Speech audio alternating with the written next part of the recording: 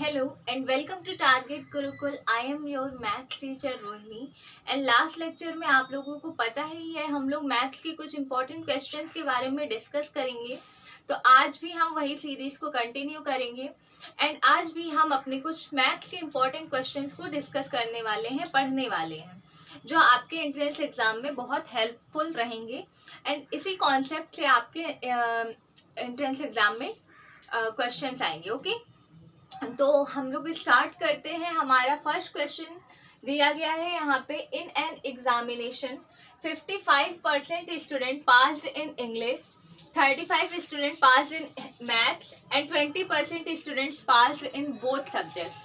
यानी कि एक एग्जाम में 55% जो थे वो इंग्लिश के स्टूडेंट्स पास हुए थे, इंग्लिश में बच्चे पास हुए थे, 35 मैथ्स में पास हुए थे और 20% स्टूडेंट्स ऐसे थे जो मैथ्स एंड इंग्लिश दोनों में पास थे। ठीक है, तो इफ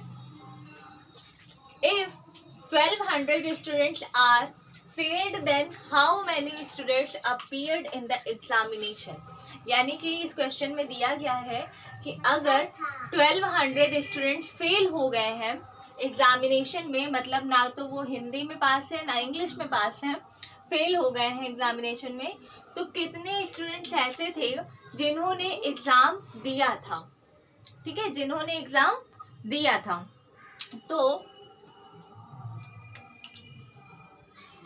ये आपके इंग्लिश के स्टूडेंट्स हो गए, सॉरी मैथ्स के। ठीक है, मैथ्स में कितने हैं, 55% है, और ये आपके इंग्लिश के स्टूडेंट हो गए। ठीक है, ये आपके इंग्लिश के स्टूडेंट हो गए जो कि कितने थे, 35%। और यहाँ पे दिया गया है कि 20% स्टूडेंट्स ऐसे थे जो दोनों में पास थे, यानी कि मैथ्स में भी पास थे और इंग्लिश में भी पास थे। यानी कि ये जो 20% स्टूडेंट्स हैं ये मैथ्स एंड इंग्लिश दोनों में पास्ड थे। ठीक है, तो स्टूडेंट पास कितने हुए, पहले तो हम ये काउंट कर लेते हैं, स्टूडेंट पास्ड। तो देखो स्टूडेंट पास कितने हुए, 55 प्लस 30 माइनस 20। ठीक है, सॉरी 35 है ना, 55 प्लस 35 माइनस 20। ओके, 55 मैथ्स के स्टूडेंट थे, 35 इंग्लिश के स्टूडेंट थे, 20 स्टूडेंट्स ऐसे थे जो दोनों में पास आउट थे, तो उन्हें तो हम माइनस करेंगे ना, क्योंकि वो दोनों में पास थे, मतलब मैथ्स और इंग्लिश में ये इंक्लूडेड है। तो 55 प्लस 35 माइनस 20, इसको सॉल्व करो तो कितना आ जाएगा, 70। ठीक है, यानी कि 70% स्टूडेंट्स ऐसे थे जो पास थे। अब 70% स्टूडेंट पास थे, इसका मतलब है कि 30% स्टूडेंट्स क्या थे, फेल्ड थे। यानी कि स्टूडेंट फेल्ड क्या हो जाएंगे, स्टूडेंट फेल्ड 100 माइनस 30, यानी कि सॉरी 100, हाँ 100 माइनस 70, यानी कि 30% स्टूडेंट। ओके, तो कितने स्टूडेंट पास थे, 70% स्टूडेंट पास थे और 30% स्टूडेंट्स क्या थे, फेल्ड थे। अकॉर्डिंग टू द क्वेश्चन ये जो 30% स्टूडेंट्स हैं, ठीक है, इन्हीं ये 30% स्टूडेंट्स ही क्या है, 1200 स्टूडेंट्स हैं, है ना।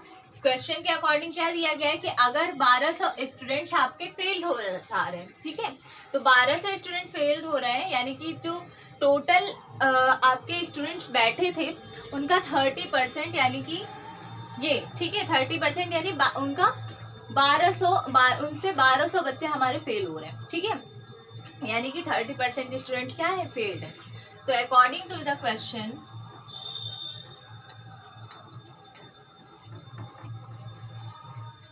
30% इज इक्वल टू 1200, है ना। According to the question 30% is equal to 1200। ठीक है, अब 100% इज इक्वल टू हम क्या कर देंगे, 1200 अपॉन 30 इंटू 100।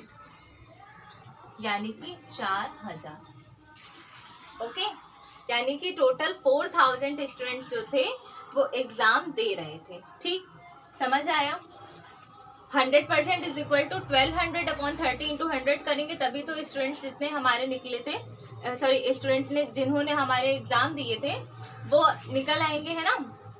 तो देखो फिर से एक बार समझ लो, टोटल मैथ्स के स्टूडेंट 55 थे, इंग्लिश के स्टूडेंट 35 थे, 20% स्टूडेंट्स ऐसे थे जिन्होंने दोनों ही एग्जाम्स दिए थे, मतलब दोनों में ही पास आउट हुए थे, इंग्लिश में भी और मैथ्स में भी। ठीक है, तो स्टूडेंट कितने पास हुए हैं? 55 प्लस 35 माइनस 20, यानी कि 20 इसलिए माइनस किया है क्योंकि 55 और 35 में वही 20 स्टूडेंट्स आ जाएंगे ना, क्योंकि उन्होंने दोनों एग्जाम पास आउट किया है, तो इसीलिए। ठीक है, यानी कि 70% स्टूडेंट्स ऐसे थे जिन्होंने एग्जाम पास किया है। फेल के लिए क्या कर देंगे, जब 70% पास आउट हैं, इसका मतलब है ऑब्वियस ही बात है 100 में से 70 माइनस करोगे तो क्या आ जाएगा, 30 आ जाएगा।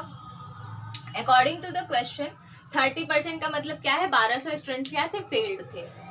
अब हमें स्टूडेंट्स कितने स्टूडेंट एग्जाम में बैठे थे वो निकालने के लिए 100% is equal to 1200 upon 30 into 100 कर देंगे, यानी कि जो भी 30% स्टूडेंट्स फेल हुए थे, ठीक है, टोटल स्टूडेंट्स अपॉन 30%, जितना भी स्टूडेंट फेल हुए थे उसका परसेंटेज इंटू 100, ये कर देंगे तो हमारे 4000 स्टूडेंट्स ऐसे आ जाएंगे। ठीक है, तो इसका आंसर क्या हो जाएगा, 4000। आपको ऑप्शन में 4000 जहां पर भी मिलेगा इस क्वेश्चन के लिए आप 4000 लगा दोगे। ठीक है, या इसी कॉन्सेप्ट से अगर अलग क्वेश्चन मिल जाए, कॉन्सेप्ट आपका यही रहे, तो आप तब भी राइट आंसर लगाना। ओके, चलो नेक्स्ट क्वेश्चन देखते हैं।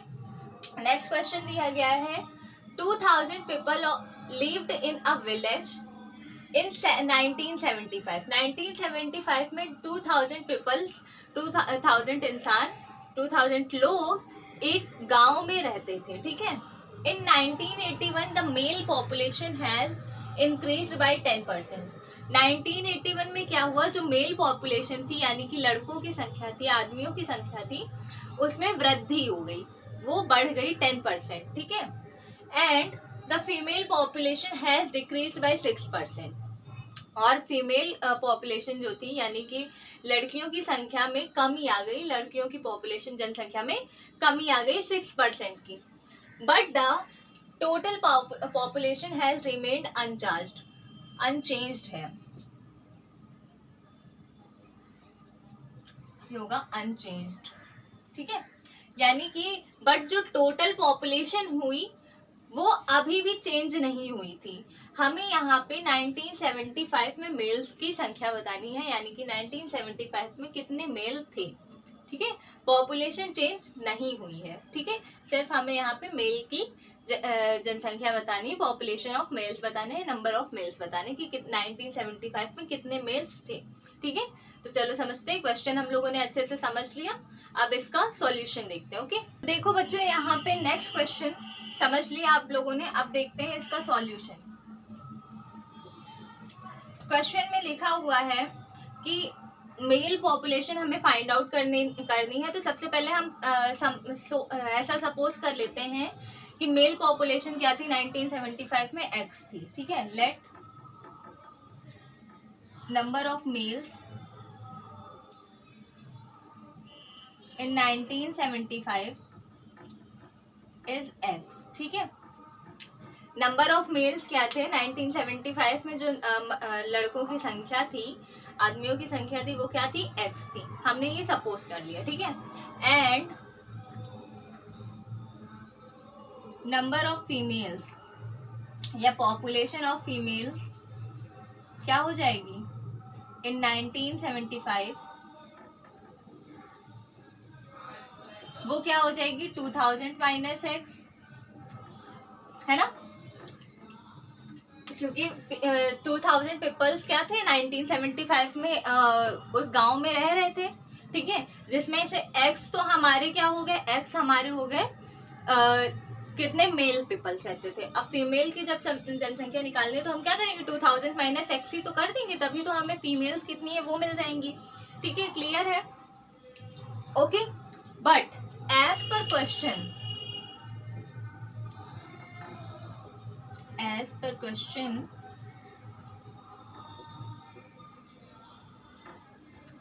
यहाँ पे दिया गया है कि 1981 में मेल पॉपुलेशन क्या हो रही थी, वो इंक्रीज हो जा रही थी 10% से, ठीक है। यानी कि जो 1975 में मेल्स की संख्या थी वो, ठीक है, मल्टीप्लाइड बाई कितनी इंक्रीज हो जा रही थी, 10% का इंक्रीमेंट हो रहा था मेल्स की पॉपुलेशन में, ठीक है।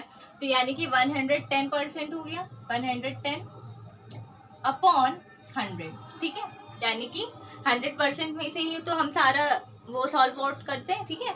यानी कि टोटल मेल के नंबर्स, यानी कि number of males in 1975 into जितनी पॉपुलेशन इंक्रीज हो रही थी वो, ओके, अपॉन 100%, ठीक, प्लस फीमेल्स का। अब फीमेल्स का क्या हो जाएगा, फीमेल्स की 1975 में क्या थी, कितनी फीमेल्स थी, 2000 माइनस एक्स इनटू फीमेल्स की पॉपुलेशन में कितनी कमी हो रही थी, फीमेल्स की पॉपुलेशन डिक्रीज हो रही थी बाय 6%, है ना। तो 6% यानी कि 100 माइनस 6%, तो कितना आ जाएगा, 94 अपॉन 100, ओके। नाउ इतना क्लियर है, इज इक्वल टू 2000, ओके। क्योंकि टोटल यहाँ पे पीपल्स कितने थे 1975 में, 2000 थे, इज इक्वल टू 2000, क्लियर। अब इसको हम सॉल्व कर लेते हैं, देखो यहाँ से 10 से 10 कैंसिल, ये क्या हो जाएगा 11x, या तो यहाँ पे एक काम करते हैं, अभी इसको 0 को नहीं हटाते हैं,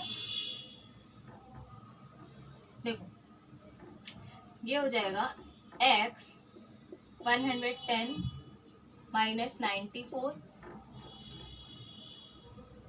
प्लस 2000 इंटू 94, ठीक है, इज इक्वल टू 2000 इंटू 100, ठीक है। क्योंकि नीचे का एलसीएम अगर लेंगे हम लोग तो 100 ही होगा, और 100 को उधर साइड भेज देंगे तो 2000 के मल्टीप्लाई में चला जाएगा। एंड यहाँ पे x को हमने क्या किया है, x को यहाँ पे लिख लिया है, ठीक है, x को हमने क्या किया, यहाँ पे लिख लिया, क्लियर, ओके। अब देखो, क्योंकि यहाँ 94 से x मल्टीप्लाई होगा तो यहाँ पे हमने कॉमन लेके लिख दिया है, क्लियर। अब देखो ये क्या हो जाएगा, ये हो जाएगा 16x is equal to 2000 100 minus 94, which means 16x is equal to, इसको जब सॉल्व करेंगे तो हो जाएगा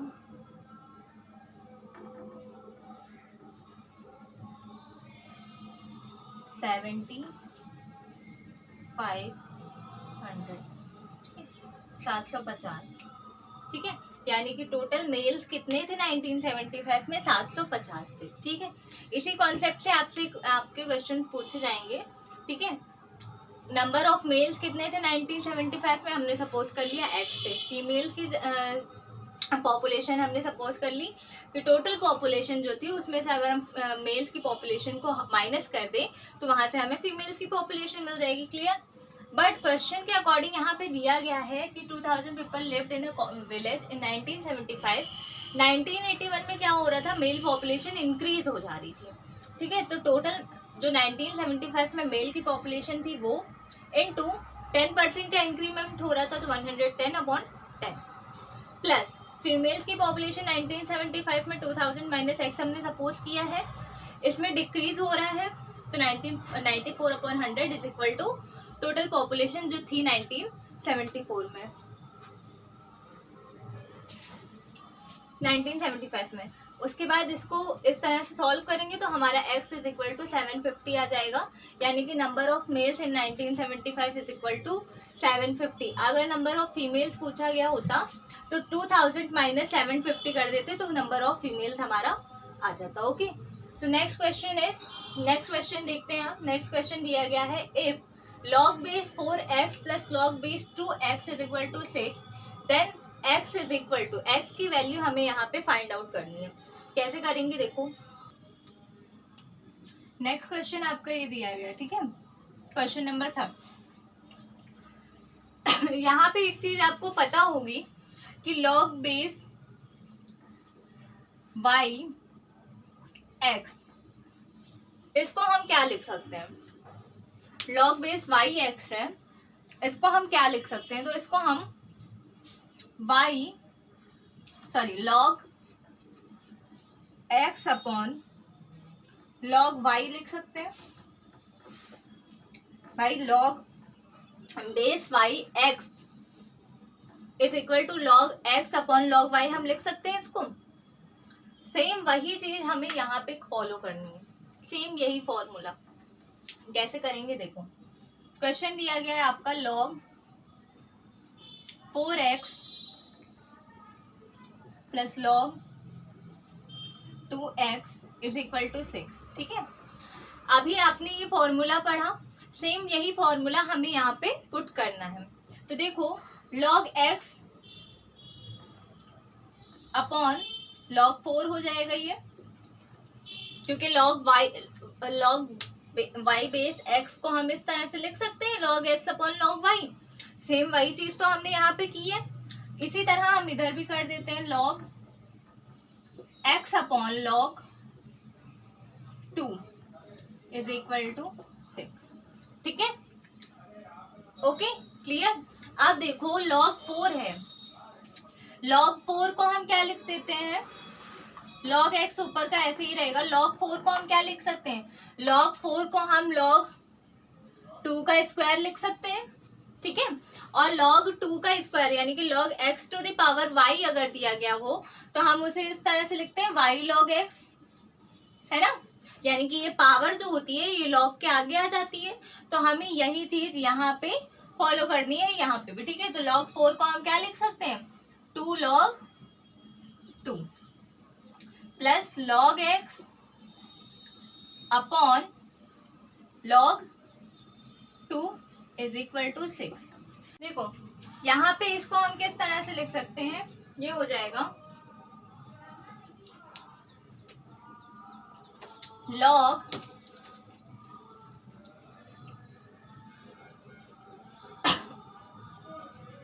हो जाएगा log x plus 2 log x upon 2 log 2। ठीक है, इज इक्वल टू 6। ये हो गया क्लियर, इतना समझ आया। ये log x plus log x upon 2 log 2 plus log x upon log 2 is equal to 6। इसका जब हम एलसीएम लेके इसको सॉल्व करेंगे तो ये हमारे पास आ जाएगा। अब इसके बाद देखो ये जो log 2 है इसको हम 6 के पास भेज देते हैं, तो यहाँ क्या हो जाएगा? log x plus 2 log x is equal to 6 to 12 log 2। ठीक है, and 1 log x plus 2 log x is equal to 3 log x is equal to 12 log 2। ठीक है, अब देखो ये क्या हो जाएगा? log x is equal to, इस 3 को हम 12 के पास भेज देते हैं तो 12/3 हो जाएगा, यानी कि यहाँ पे आ जाएगा 4 log 2, विच मीन्स इसे हम क्या लिख सकते हैं? इस तरह से हम लिख सकते हैं। अगर log y log x दिया गया है तो इसे हम क्या लिख सकते हैं? log x to the power y, है ना। अभी आप लोगों ने ये चीज देखी, तो log x is equal to क्या हो जाएगा? log 2 the power 4। ठीक है, तो यानी x is equal to 2 to the power 4। ये आपका आंसर हो जाएगा। ठीक है, ये आपका आंसर हो जाएगा। ऑप्शन में आपके 2 की पावर 4 ही दिया गया है। ठीक है, इसलिए मैंने इसको सॉल्व करके नहीं लिखा। ठीक है, वरना 2 की पावर 4 अगर दिया हुआ तो 16 होता है। ठीक है, अगर 16 आंसर में होगा तो वो भी करेक्ट होगा, और अगर 2 की पावर 4 दिया गया होगा तो वो भी करेक्ट होगा। समझ में आया? क्वेश्चन आपका दिया गया था log base 4 x plus log base 2 y, sorry x is equal to 6। यहाँ पे x की वैल्यू हमें फाइंड आउट करनी थी। हमें ये फॉर्मूला पता है कि log y base x is equal to क्या होता है, log x upon log y। Same वही, बस इसी फॉर्मूले का सारा खेल था। यही फॉर्मूला अगर आपको पता होगा तो आप पूरा क्वेश्चन इजीली सॉल्व कर सकते हो, बट अगर यही फॉर्मूला आपके माइंड से स्किप हो जाता है तो आप ये क्वेश्चन टच भी नहीं करोगे, ठीक है। तो इसीलिए कहते हैं कि मैथ्स में फॉर्मूले उतने ही इम्पोर्टेंट हैं, बहुत ज़्यादा ही इम्पोर्टेंट है, ठीक है। तो समझ में आ गया ये क्वेश्चन, ठीक है। अब उसके बाद नेक्स्ट क्वेश्चन हम देखते हैं। नेक्स्ट क्वेश्चन हमारा दिया गया है, the length of the longest pole that could be placed in the room of dimension 10, 8 and 6 metre is. यानी कि आपको एक रूम दिया गया है, ठीक है, 10 डायमेंशन, 8 डायमेंशन और 10, 8 और 6 मीटर डायमेंशन का, ठीक है। इस डायमेंशन का आपको एक रूम दिया गया है, उसमें हमें ये फाइंड आउट करना है कि लेंथ ऑफ द लॉन्गेस्ट पोल क्या होगी, यानी कि लॉन्गेस्ट पोल की लेंथ क्या होगी, ठीक है। जो सबसे रूम में सबसे लॉन्गेस्ट पोल होगा उसकी लेंथ हमें फाइंड आउट करनी है। तो कैसे करेंगे? तो बच्चों बहुत ही सिंपल सा क्वेश्चन है, बहुत ही सिंपल क्वेश्चन है, बट थोड़ा सा आपको कॉन्सेप्ट समझना है, ठीक है। यहाँ पे देखो आपको रूम दिया गया है, तो रूम आप सभी जानते हो क्यूबॉइड के फॉर्म में होता है ना, क्यूबॉइड होता है, क्लियर है, ओके। अब यहाँ पे दिया गया the length of the longest pole. Length of the longest pole का मतलब है कि जो लॉन्गेस्ट डिस्टेंस है रूम में वो क्या है ना, जो लॉन्गेस्ट डिस्टेंस है वही फाइंड करने के लिए तो दे रहा है। तो आप यहाँ पे देखोगे, यहाँ पे ये आपकी ये C से लेकर F तक की ये जो है ये आपकी लॉन्गेस्ट डिस्टेंस हो जाएगी, क्योंकि क्यूबॉइड के फॉर्म में होता है, ठीक है, इसलिए ये आपकी लॉन्गेस्ट डिस्टेंस हो जाएगी। थोड़ी लाइन टेढ़ी मेढ़ी है तो उसको आप इग्नोर करो, ठीक है। ये आपकी क्या हो जाएगी, ये आपकी लॉन्गेस्ट डिस्टेंस हो जाएगी, और शॉर्टेस्ट डिस्टेंस आपकी क्या हो जाएगी, C to this point, okay. तो लॉन्गेस्ट डिस्टेंस आपकी मांग रहा है यानी कि C टू F, ओके। तो ये आपकी लॉन्गेस्ट डिस्टेंस हो जाएगी। अब लॉन्गेस्ट डिस्टेंस को हम या लॉन्गेस्ट पोल को की लेंथ को हम कैसे फाइंड आउट करेंगे? तो फॉर्मूला क्या होता है, यानी कि ये क्या हो रहा है, डायगोनली हो रहा है, ठीक है। तो फॉर्मूला होता है length of the diagonal of the cuboid is equal to root over length square plus breadth square plus height square, यानी कि लंबाई गुणे चौड़ाई गुणे लंबाई का स्क्वायर प्लस चौड़ाई का स्क्वायर प्लस ऊंचाई का स्क्वायर रूट में, ठीक है। बहुत सिंपल सा है, बहुत सिंपल फॉर्मूला लगेगा, बस आपको वैल्यूज भी दी गई हैं, बस एक बार कॉन्सेप्ट आपको पता होना चाहिए, ठीक है। कॉन्सेप्ट ये था, मैंने समझा दिया। Length of diagonal of cuboid का फॉर्मूला आपको ये पता है, root over length square plus breadth square plus height square. तो लेंथ क्या दी गई है, 10 मीटर,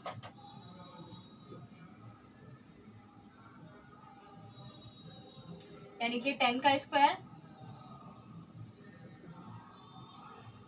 प्लस ब्रेथ कितनी गई है, 8 प्लस 6 स्क्वायर, 10 का स्क्वायर 100, 8 का स्क्वायर 64 और 6 का square 36, which means root over 200, ठीक है, क्लियर। तो ये क्या हो जाएगा, 10√2 मीटर, क्लियर, समझ में आ गया। बहुत ही सिंपल सा क्वेश्चन था, ज्यादा ट्रिकी नहीं था, बस कॉन्सेप्ट की बात थी, कॉन्सेप्ट पता होना चाहिए, ठीक है। अच्छा, उसके बाद नेक्स्ट क्वेश्चन हम देखते हैं। नेक्स्ट क्वेश्चन दिया गया है sine 1950 degree minus cos 1950 degree value हमें फाइंड आउट करनी है। तो देखो sine 1950 degree minus cos 1950 degree की वैल्यू कैसे फाइंड आउट करते हैं, अब हम ये देखते हैं, ठीक है। सो क्वेश्चन आपको दिया गया है sine 1950 degree minus cos 1950 degree. इसकी वैल्यू आपको फाइंड आउट करनी है, ठीक है। तो कैसे करेंगे, साइन 1950 डिग्री को हम किस तरह से लिख सकते हैं, sine 10 into 180 degree plus 150 degree, इस तरह से हम इसको लिख सकते हैं। कॉस 1950 डिग्री को भी हम सेम इसी तरह लिख देते हैं।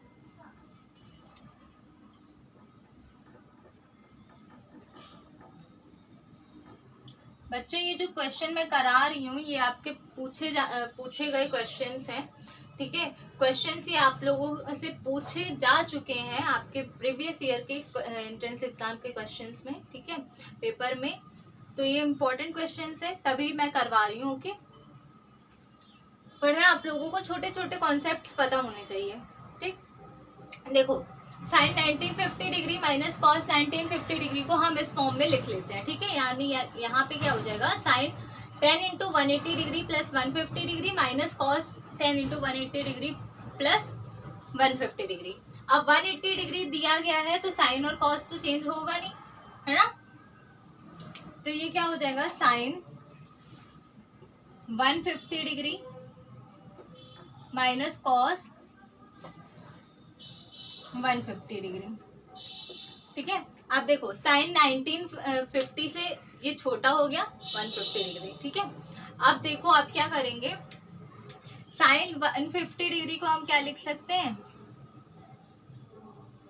60 प्लस 90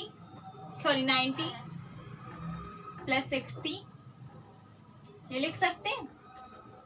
साइन 150 को हम साइन 90 प्लस 60 लिख सकते हैं, 90 में 60 प्लस करोगे तो 150 ही आ जाएगा। और कॉस 150 को भी हम यही लिख देते हैं।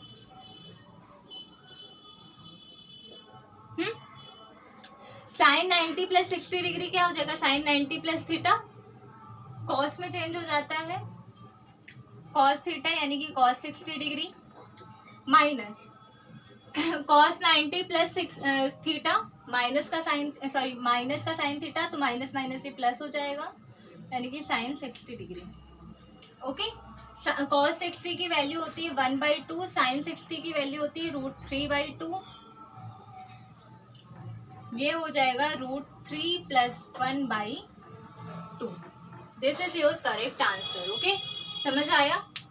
साइन 1950 को हम क्या लिख सकते हैं, इस तरह से हम लिख सकते हैं। इसी तरह कॉस को भी हमने इस फॉर्म में चेंज कर दिया, तो यहाँ से साइन 150 माइनस कॉस 150 मिल गया। अब इसको भी हम अलग अलग तोड़ के लिख लेते हैं। तो साइन 90 प्लस थीटा आपका कॉस थीटा होता है, sine cos 90 plus theta minus का साइन थीटा है। आप इस तरह से सॉल्व कर लोगे, आपका आंसर आ जाएगा। बहुत ही सिंपल क्वेश्चन था। नेक्स्ट क्वेश्चन देखते हैं।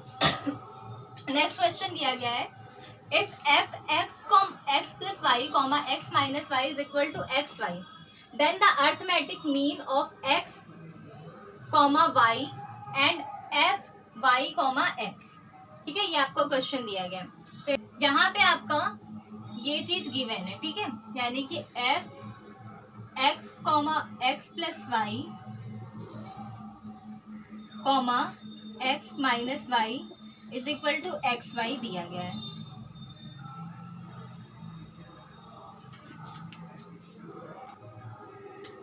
ये X Y is equal to दिया गया है, ठीक है। अब हम क्या करेंगे, ये जो एक्स प्लस वाई है, ठीक है, इसको हम क्या लिख देंगे, रिप्लेसिंग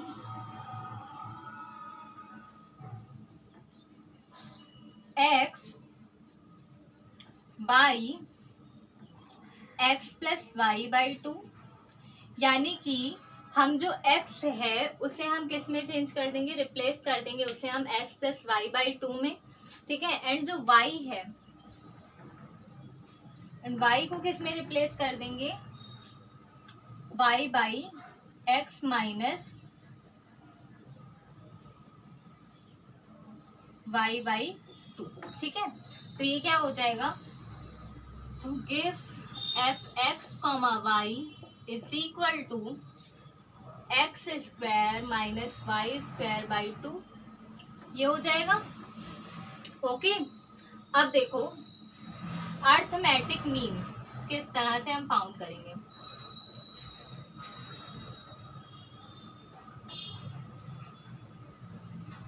अर्थमेटिक मीन के लिए क्या फॉर्मूला होता है, F X comma Y plus F Y comma X upon 2, ये आपका अर्थमेटिक मीन का फॉर्मूला होता है ना। हमें क्या करना है, ये जो हमारा इक्वेशन आया है F X comma Y is equal to, ये दिया गया है, और एफ वाई कॉमा एक्स जब हम लिखेंगे तो वाई पहले आ जाएगा, एक्स बाद में हो जाएगा, ठीक है। बस इतना सा ही चेंज करना है। तो क्या हो जाएगा, यहाँ पे देखो X square minus Y square by 2, sorry यहाँ पे 2 प्लस ये हो जाएगा 4, ठीक है, ये 4 हो जाएगा, यहाँ पे तो 2 ही रहेगा, ठीक है। तो ये क्या हो जाएगा, ये 4 हो गया plus Y square minus X square upon 4, और पूरे के अपॉन में क्या हो जाएगा 2, ठीक है। इसके बाद इसको सॉल्व करते हैं हम। तो ये इसको जब हम सॉल्व करेंगे तो इसका आंसर क्या आ जाएगा, 0 आ जाएगा, ठीक है। इसका आंसर क्या आ जाएगा, 0 आ जाएगा। आप चाहो तो सॉल्व करके देख सकते हो, ठीक है। ये 2 ऊपर चला जाएगा तो सब में मल्टीप्लाई हो जाएगा, 2x square minus 2y square plus Y square 2y square minus X square, ये सब कैंसिल आउट हो जाएगा तो 0 ही आ जाएगा, ठीक है। यानी कि इसका आंसर क्या आ जाएगा, आपका 0 आ जाएगा। क्लियर। तो मैंने इसको पूरा सॉल्व नहीं किया है, बट आप लोग थोड़ा सा दिमाग लगाओ कि एक्स स्क्वायर प्लस का है, यहाँ माइनस का है तो कैंसिल आउट हो गया, वाई स्क्वायर माइनस का ये प्लस का है तो कैंसिल आउट हो गया, ठीक है। तो पूरा क्या आ जाएगा, 0 आ जाएगा। यानी कि आपका इसका करेक्ट आंसर क्या आ जाएगा, arithmetic mean of F X comma Y and Y comma X is equal to 0, ठीक है। बस आपको अर्थमेटिक मीन का फॉर्मूला पता होना चाहिए और इसमें कॉन्सेप्ट पता होना चाहिए।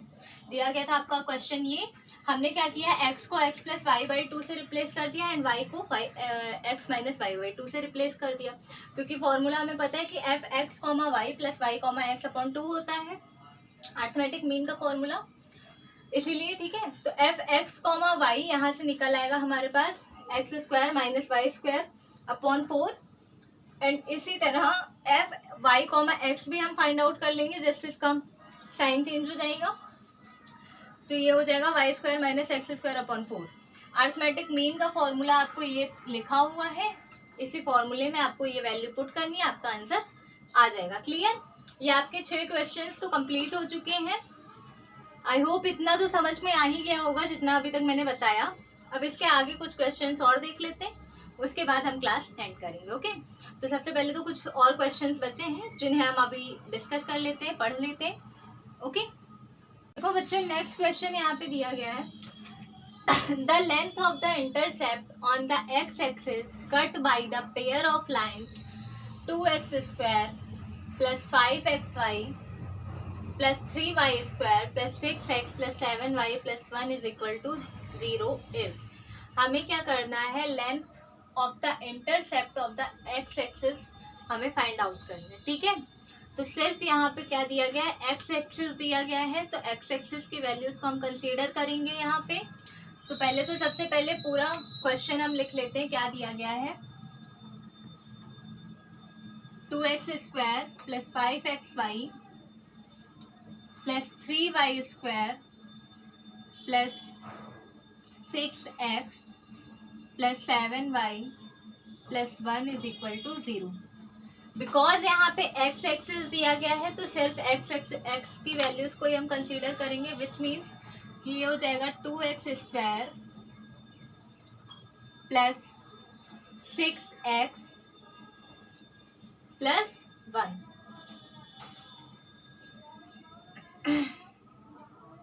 प्लस 1, और y की वैल्यू किसके इक्वल हो जाएगी, y की वैल्यू हम 0 के इक्वल कर देंगे, क्योंकि यहाँ पे y एक्सिस के उस पर लेंथ हमें नहीं फाइंड आउट करनी, हमें x एक्सिस के लिए लेंथ फाइंड आउट करनी है। तो हम क्या करेंगे, सिर्फ x एक्सिस की वैल्यूज को कंसीडर करेंगे।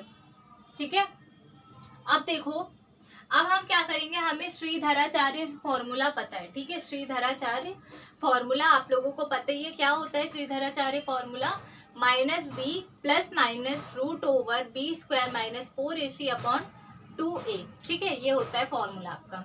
तो हम क्या करेंगे, वही फॉर्मूला हम यहाँ पे लगा देंगे, माइनस का b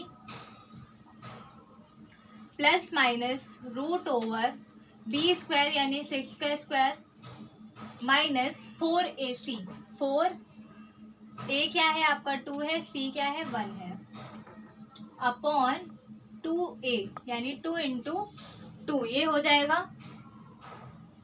ओके, अब देखो ये हो जाएगा माइनस का 6 प्लस माइनस 6 का स्क्वायर क्या हो जाता है 36। ठीक है, 36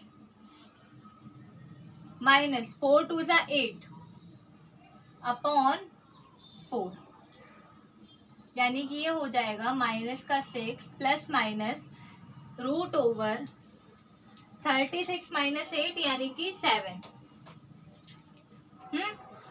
ये हो गया अपॉन 4। क्लियर।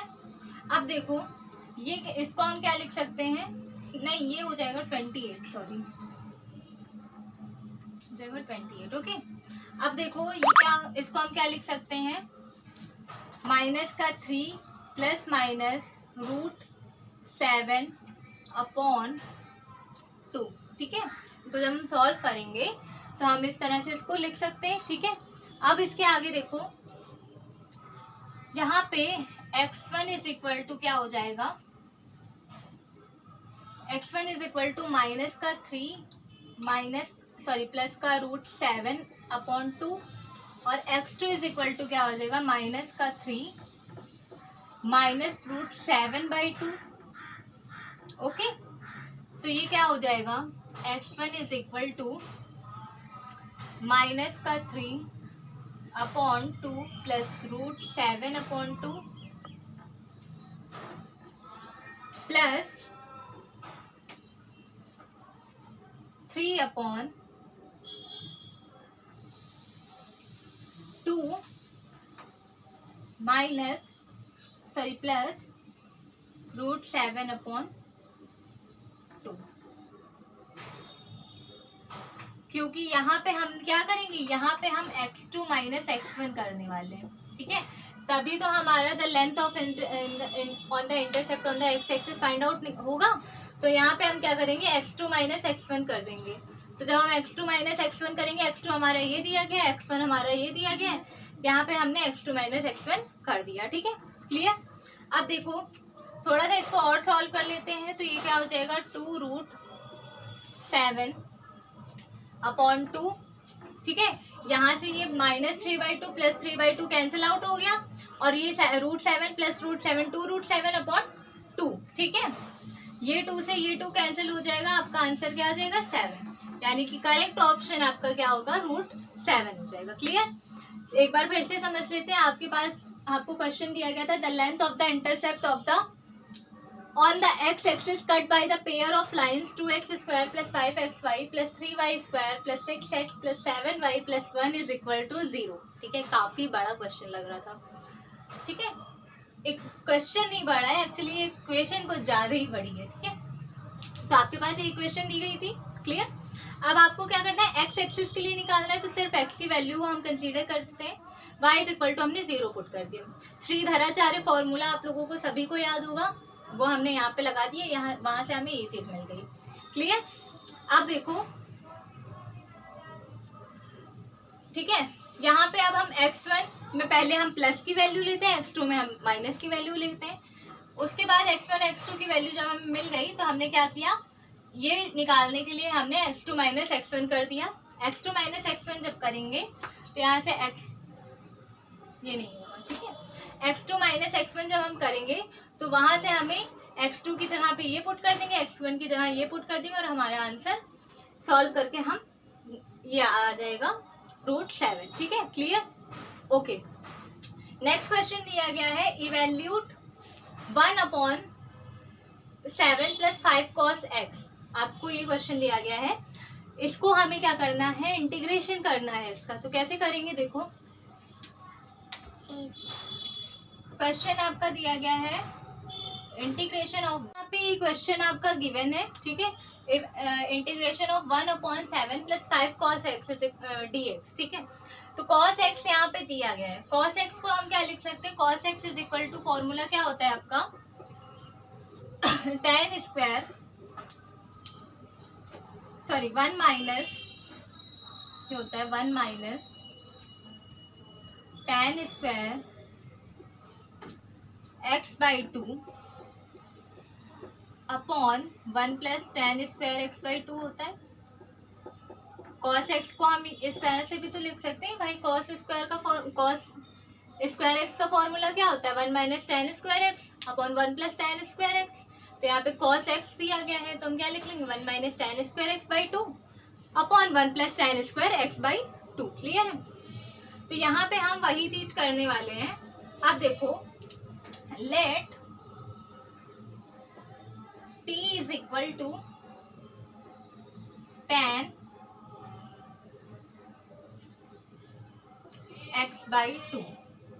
ठीक है, देयरफॉर ये क्या हो जाएगा cos x = t की, हमने ये जो tan x/2 है इसकी जगह पे हमने क्या सपोज कर लिया कि t, तो 1 minus t square upon 1 + t square, ये हो जाएगा।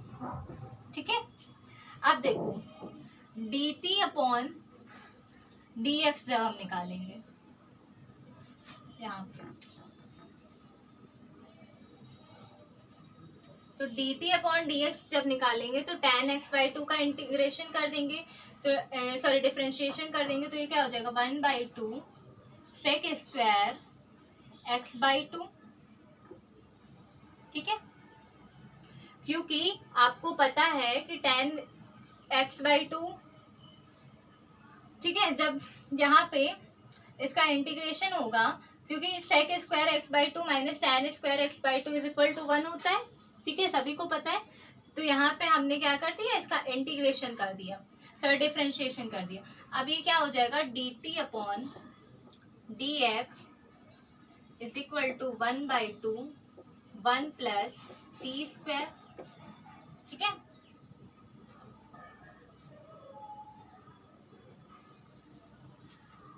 अब देखो, अब इसको हम i के इक्वल कर देते हैं। अब इसका हम इंटीग्रेशन करते हैं, जो हमारा मेन क्वेश्चन है उसमें पहुंचते हैं हम। ठीक है, dt अपॉन dx हमें मिल गया, cos x = हम क्या लिख रहे हैं 1 minus t square upon 1 + t square. तो ये हो जाएगा 1/7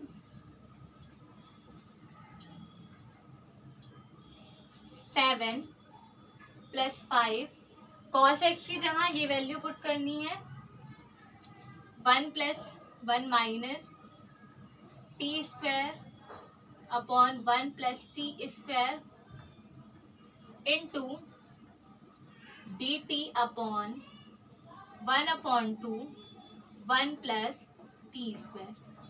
क्लियर? अब इसके आगे देखो, ये हो जाएगा इंटीग्रेशन ऑफ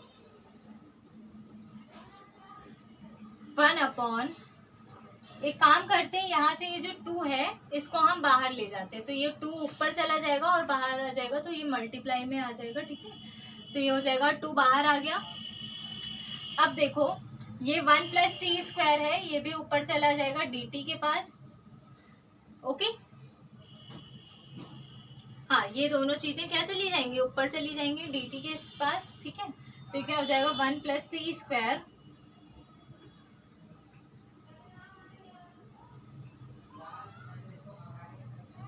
dt अपॉन, नीचे क्या हो जाएगा, नीचे हो जाएगा 7 + 5 t स्क्वायर + 5 - 5t स्क्वायर। ठीक है, ये हो जाएगा 7 + 7 7 × 7। ठीक है, और 7 माइनस का 7t प्लस का 7t स्क्वायर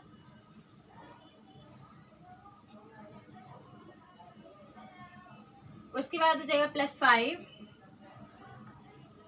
-5t² और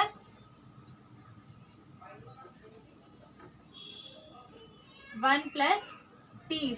ठीक है, ये हो जाएगा क्लियर। अब देखो, अब इसका हम क्या कर देते हैं, इंटीग्रेशन कर देते हैं। तो ये क्या हो जाएगा,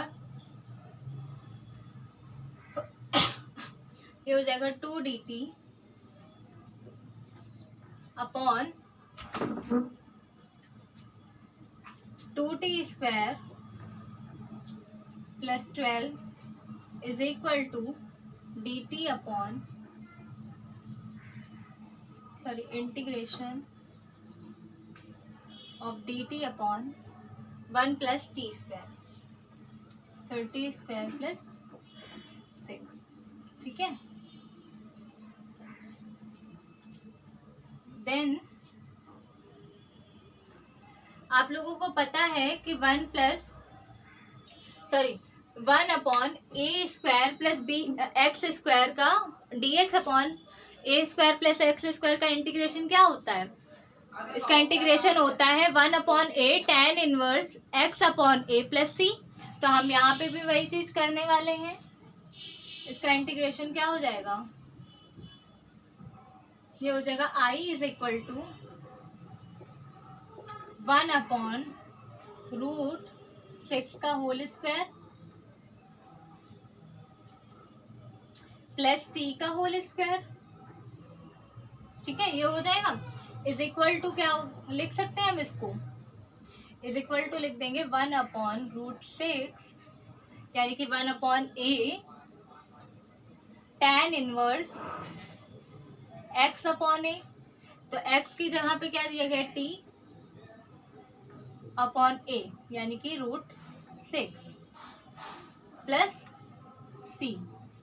ओके, तो ये हो जाएगा I is equal to 1 upon √6 tan inverse, tan t की वैल्यू यहाँ पे पुट कर देंगे। t की वैल्यू हमने क्या सपोज की थी, tan x/2। तो ये हो जाएगा tan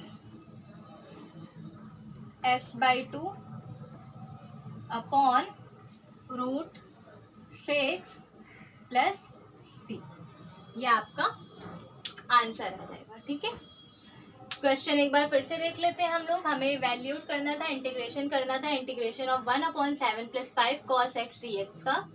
यहाँ से हमने क्या किया, सबसे पहले t is equal to tan x/2 हमने सपोज कर लिया। ठीक है, t इज इक्वल टू क्या सपोज कर लिया, tan x/2, क्योंकि यहाँ पे cos x का फॉर्मूला हम tan में चेंज कर रहे हैं। ठीक है, तो cos x is equal to 1 - tan² x/2, 1 + tan² x/2 होता है। हमने cos x को tan में चेंज कर लिया, तो यहाँ पे हमने फिर t इज इक्वल टू क्या मान लिया, tan x/2 मान लिया। देन यहाँ पे हर जगह हमने क्या रख दिया, t रख दिया, जहाँ जहाँ पे tan x/2 था। ओके, अब इसका जब हम डिफरेंशिएशन करेंगे तो dt upon dx is equal to क्या हो जाएगा, 1/2 sec² x/2।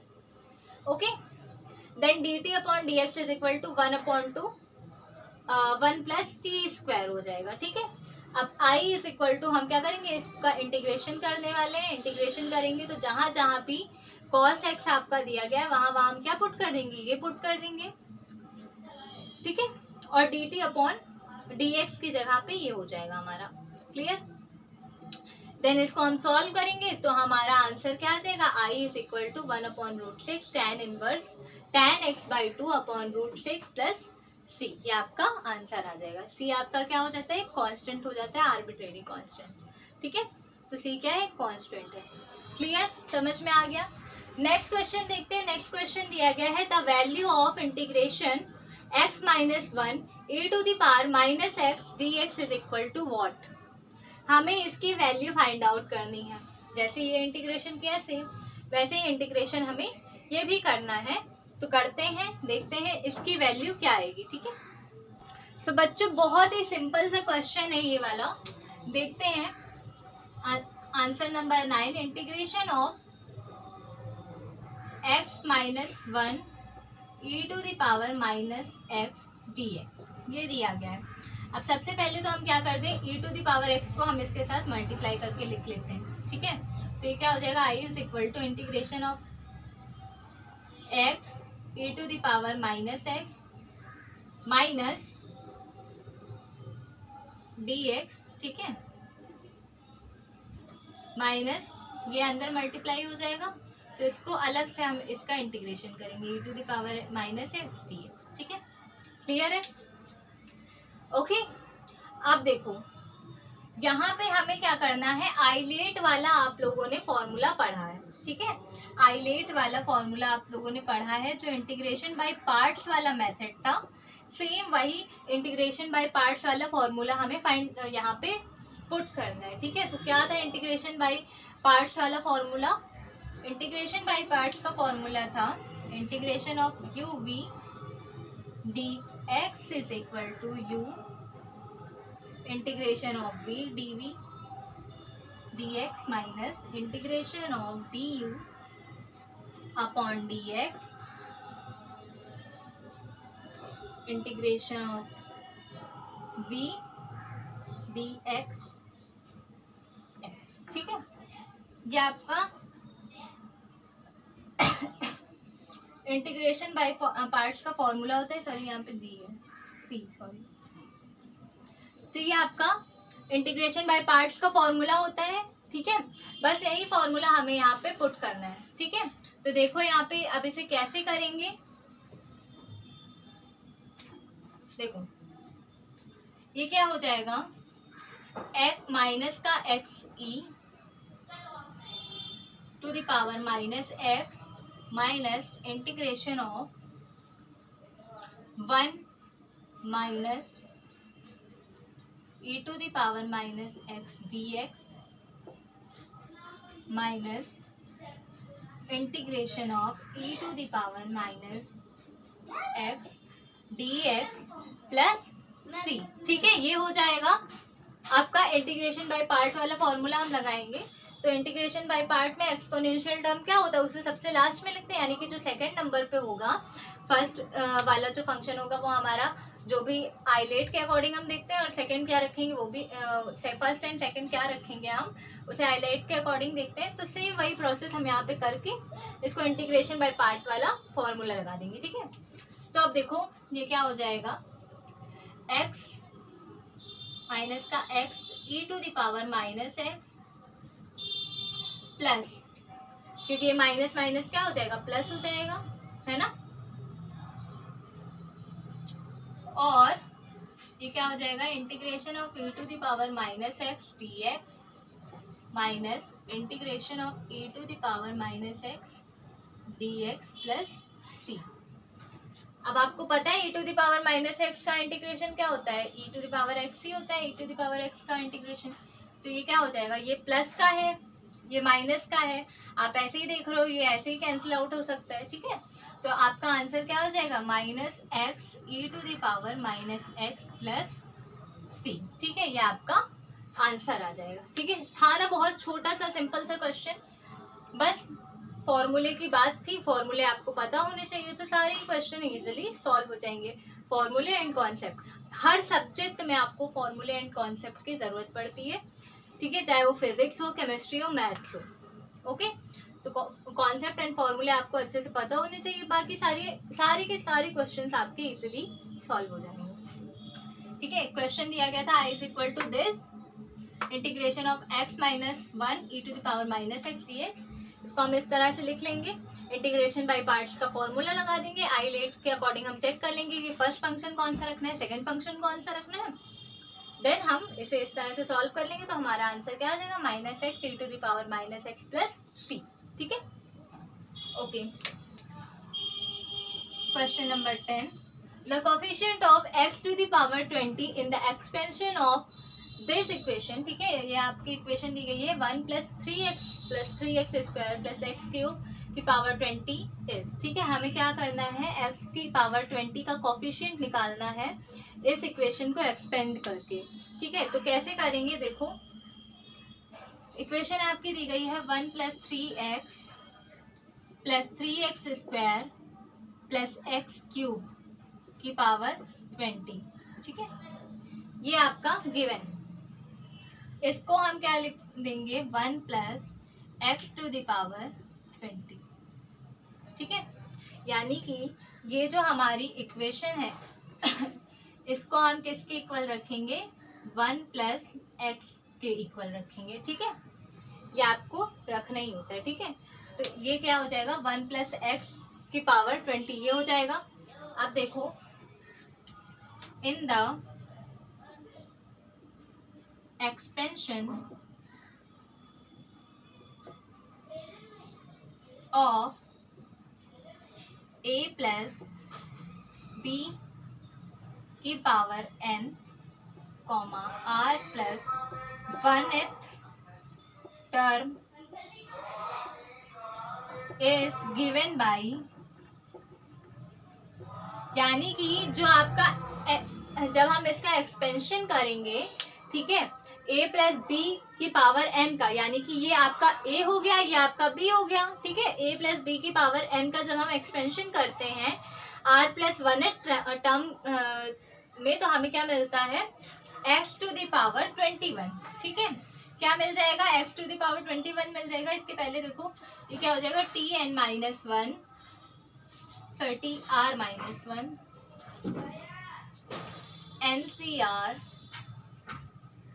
Into a to the power r into b to the power n minus r, ठीक है।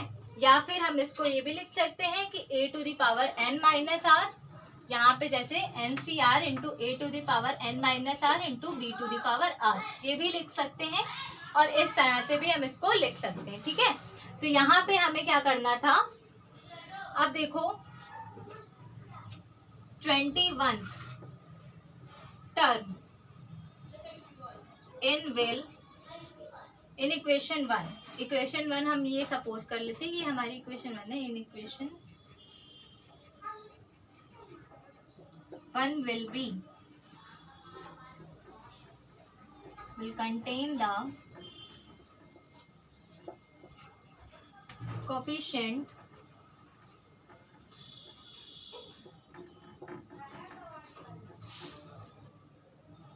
of x to the power 20 and it is given by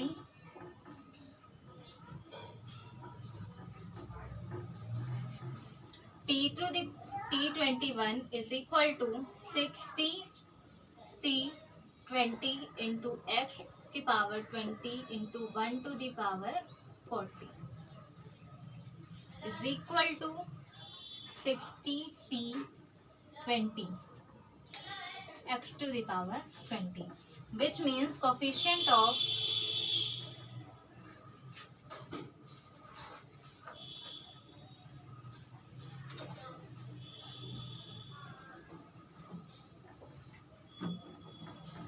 x to the power 20 in 1 plus x to the power 60 is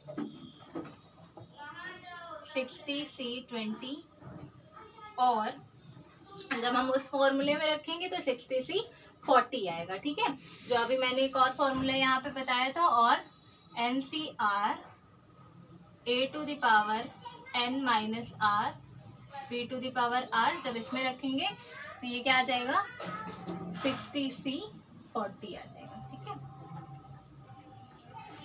फिर से देख लेते हैं, the coefficient of x to the power 20 in the expansion of this equation is, ठीक है। तो हमें क्या करना था, कोफिशिएंट निकालना था x टू द पावर 20 का इस इक्वेशन को एक्सपेंड करके। तो देखो इक्वेशन हमारी ये दी गई थी, इसको हमने किसके इक्वल रख दिया, 1 plus X to the power 20 के इक्वल रख दिया, और इसको हमने समझ लिया इक्वेशन 1 है, ठीक है। In the expansion of a plus B to the power n, जब हम इसका एक्सपेंशन करते हैं तो हम क्या कर देते हैं, r प्लस 1 टर्म कर देते हैं, यानी कि जो भी हमारी पावर दी गई होती है उसमें हम 1 ऐड कर देते हैं, ठीक है। तो हमें क्या करना, हमने क्या किया यहाँ पे, इसको हम कैसे फाइंड आउट करते हैं, ये आपका फॉर्मूला होता है, इसे आप चाहो तो लर्न कर लो।